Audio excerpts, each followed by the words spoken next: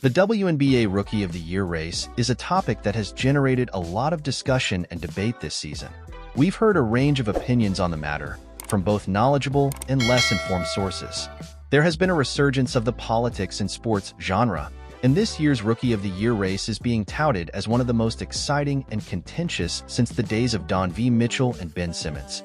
For those new to the channel, I'd encourage you to subscribe as we're trying to hit 14 or 18.5K subscribers as soon as possible.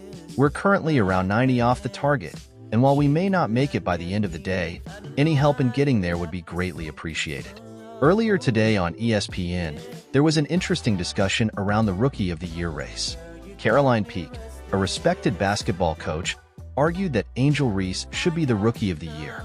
In making her case, she looked at various stats, including plus-minus and other advanced metrics.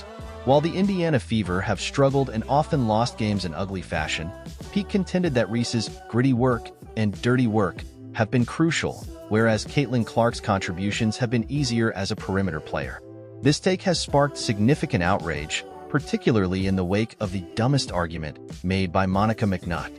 The situation is complicated by the fact that the Indiana Fever have now surpassed the Chicago Sky in the standings, even though Reese just played and lost a game.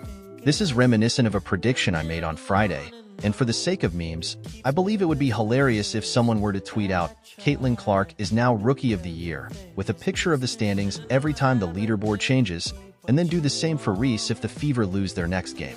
Ultimately, I believe that when it comes to making sports takes, one can make a lot of dumb takes. I've certainly made my fair share on this channel, and I'm not afraid to own up to them. The key is to stand by your takes, even if they turn out to be wrong. Like my ill-fated bets against the Celtics in the 2022 playoffs, which I embraced with memes despite being badly wrong. Regarding the ESPN discussion, it's clear that the network is siding with Reese's camp. However, I don't believe this is some grand conspiracy to rig the race for her. The reality is that this Rookie of the Year race is genuinely close, and there are valid arguments on both sides.